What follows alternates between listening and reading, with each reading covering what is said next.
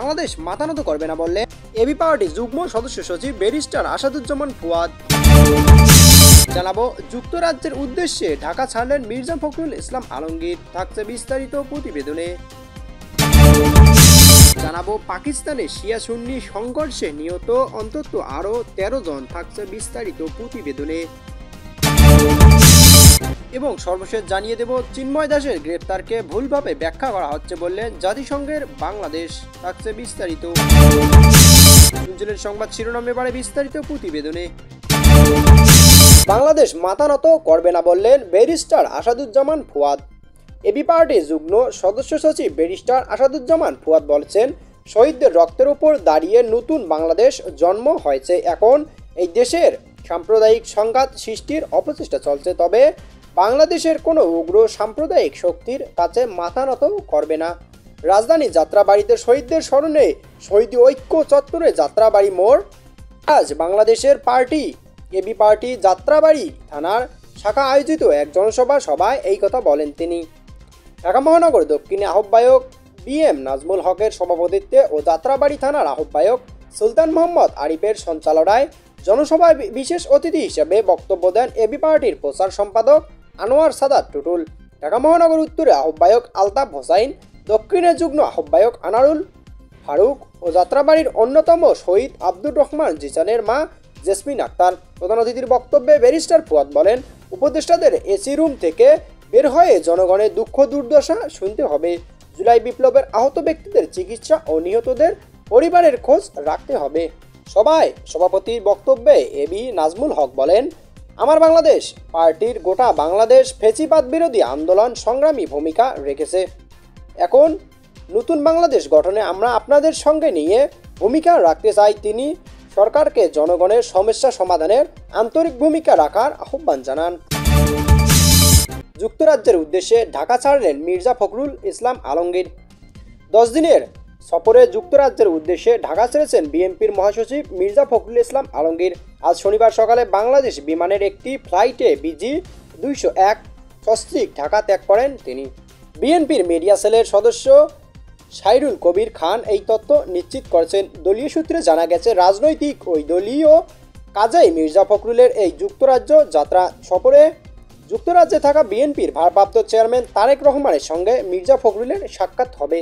এদিকে দলের আরেকটি সূত্র বলেছে, 11ই ডিসেম্বর মির্জা ফখরুল দেশে ফেরার পর বিএনপির চেয়ারপারসন খালেদা জিয়ার চিকিৎসার জন্য 13ই ডিসেম্বর দেশ ছাড়তে পারেন, এই জন্য প্রস্তুতি নেওয়া হচ্ছে। সূত্রটি আরও জানায়, খালেদা জিয়ার প্রথমে যুক্তরাজ্যে চিকিৎসা করাবেন, এরপর সেখান থেকে চিকিৎসার জন্য তিনি যুক্তরাষ্ট্রেও যেতে পারেন। যুক্তরাজ্যের সফর প্রসঙ্গে মির্জা ফখরুল সাংবাদিকদের বলেন, আমাদের নেতা বিএনপির ভারপ্রাপ্ত চেয়ারম্যান তারেক রহমান সাহেবের সঙ্গে দেখা করতে আমি লন্ডন যাচ্ছি। আপনারা জানেন আমার স্ত্রী অসুস্থ, চিকিৎসকদের পরামর্শে তাকে লন্ডনে ডাক্তার দেখাবো, সেভাবে অ্যাপয়েন্টমেন্ট করা হয়েছে।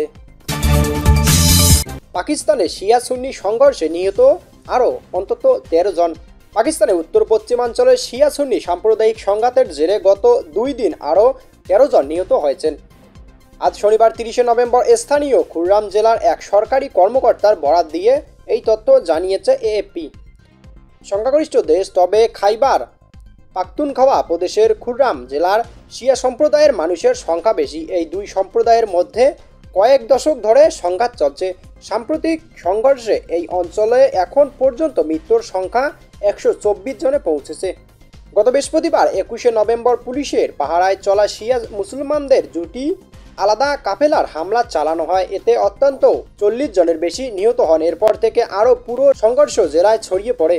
এএফপিকে দেওয়া সাক্ষাৎকারে খুররাম জেলার একজন সরকারি কর্মকর্তা জানান, নিহতর মধ্যে 2 জন সুন্নি ও 11 জন শিয়া। নাম প্রকাশে অনিচ্ছুক ওই কর্মকর্তা আরও বলেন, সাম্প্রতিক সংঘর্ষে 25 জনের বেশি মানুষ আহত হয়েছেন। শনিবার সকাল পর্যন্ত সংঘর্ষ অব্যাহত ছিল। তিনি বলেন, শিয়া সুন্নি দুই পক্ষের মধ্যে প্রচণ্ড অবিশ্বাস, কেউ কাউকে বিশ্বাস করে না। এদের কোনো পক্ষেই শত্রুতা বন্ধ করতে সরকার নির্দেশিত আদেশ মানতে প্রস্তুত নয়। তিনি আরও বলেন, পুলিশ জানিয়েছেন অনেক মানুষ সহিংসতার কারণে এলাকা ছেড়ে পালাতে চায়, কিন্তু ক্রমবর্ধমান নিরাপত্তার সংকটের কারণে তাও সম্ভব হচ্ছে না। পেশোয়ারের একজন নিরাপত্তা কর্মকর্তা সাম্প্রতিক সংঘর্ষের মৃত সংখ্যা 124 জন বলে নিশ্চিত করেছেন। তিনি এএফপিকে জানান, আরও প্রাণহানির আশঙ্কা রয়েছে। তিনি বলেন, প্রাদেশিক সরকার শান্তি প্রতিষ্ঠায় যেসব পদক্ষেপ নিয়েছে তার কোনোটিও পুরোপুরি কার্যকর হয়নি। গত সপ্তাহের শেষের দিকে প্রাদেশিক সরকার 7 দিনের যুদ্ধবিরতি ঘোষণা করেছিল, তবে তা কার্যকর হয়নি। বুধবার 27 নভেম্বর আবারও 10 দিনের যুদ্ধবিরতির চুক্তি করা হয়েছিল, কিন্তু সেটিও সংঘাত থামাতে ব্যর্থ হয়েছে। চিন্ময় দাসের গ্রেপ্তারকে ভুলভাবে ব্যাখ্যা করা হচ্ছে বললেন জাতিসংঘের বাংলাদেশ। সনাতন জাগরণ মঞ্চে চিন্ময় কৃষ্ণ দাসের গ্রেপ্তারকে ভুলভাবে ব্যাখ্যা করা হচ্ছে বলে জাতিসংঘের জানিয়েছে বাংলাদেশ। জাতিসংঘ ও জেনেভায় অন্যান্য আন্তর্জাতিক সংস্থার বাংলাদেশের স্থায়ী প্রতিনিধি রাষ্ট্রদূত মোহাম্মদ আরিফুল ইসলাম এক বিবৃতিতে এই কথা জানান। শুক্রবার রাতে এখনও তো এক বার্তায় বলা হয়, বৃহস্পতিবার জেনেভায় জাতিসংঘের সংখ্যালঘু ফোরামে 17তম অধিবেশনে বাংলাদেশের রাষ্ট্রদূত এই বিবৃতি প্রদান করেন। বিবৃতিতে ইসলাম বলেন, আমরা অত্যন্ত হতাশার সাথে লক্ষ্য করছি যে শ্রী চিন্ময় দাসের গ্রেপ্তারকে কিছু বক্তা ভুলভাবে ব্যাখ্যা করছেন।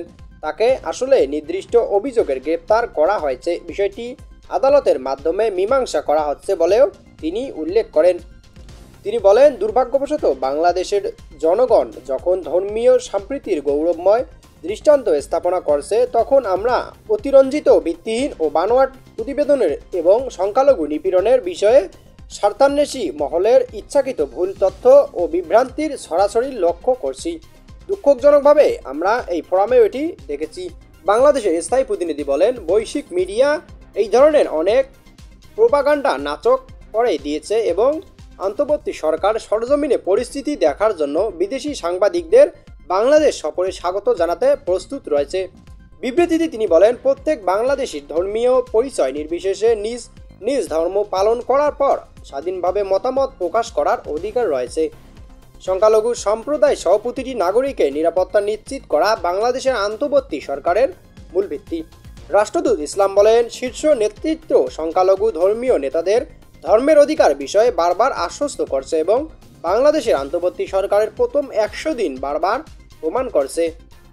সংখ্যালঘু সম্প্রদায় থেকে 2 জন উপদেষ্টার নিয়োগ করা হয়েছে। রাষ্ট্রদূত বলেন, একজন মুসলিম আইনজীবী সাম্প্রতিক নৃশংস হত্যাকাণ্ড সত্ত্বেও বাংলাদেশ সরকারের তাৎক্ষণিক হস্তক্ষেপ এবং সকল ধর্মের নেতাদের সমর্থন পরিস্থিতি শান্ত রাখার এবং অপ্রীতিকর ঘটনা এড়াতে সাহায্য করছে। তিনি আরও বলেন, আমাদের সরকার সজাগ রয়েছে এবং যে কোনো মূল্যে ধর্মীয় সম্প্রীতি বজায় রাখতে এবং সংখ্যালঘুদের অধিকার ক্ষুণ্ণ করার যে কোনো প্রচেষ্টাকে ব্যর্থ করে দিতে তাৎক্ষণিকভাবে কাজ করা যাবে। রাষ্ট্রদূত বলেন, বাংলাদেশ 5 আগস্ট পর সহিংসতার মূলে ছিল রাজনৈতিক ও ব্যক্তিগত কারণ, সাম্প্রদায়িক নয়। এদিকে সহিংসতা জনগণকে প্রভাবিত করছে বেশিরভাগ ক্ষেত্রে দলীয় রাজনৈতিক সংশ্লিষ্টতার কারণে। তাদের প্রায় সকলেই মুসলিম, কেবল মুষ্টিময় কিছু অন্যান্য ধর্মী সংখ্যালঘু গোষ্ঠীর। সংখ্যালঘুদের ওপর কোনো পরিকল্পিত আক্রমণ হয়নি উল্লেখ করে তিনি বলেন, বরং জুলাই মাসের অভ্যুত্থানের পর বিশ্ব দেখছে কিভাবে বাংলাদেশের গোটা সমাজ বাংলাদেশের সাম্প্রদায়িক সম্প্রীতির দীর্ঘ ঐতিহ্য মেনে সংখ্যালঘুদের রক্ষায় এগিয়ে এসেছে। তিনি আরও বলেন, অধ্যাপক ডক্টর মোহাম্মদ ইউনূসের নেতৃত্বাধীন বাংলাদেশ অন্তর্বর্তী সরকারের দেশের সকল ধর্মের মানুষের কাছ থেকে অভূতপূর্ব ও নজিরবিহীন ম্যান্ডেট উপভোগ করেছে। নিউজ ভিডিওটি ভালো লাগলে লাইক করুন এবং সবার আগে নিউজ পেতে চ্যানেলটি সাবস্ক্রাইব করে পাশে থাকুন। ধন্যবাদ।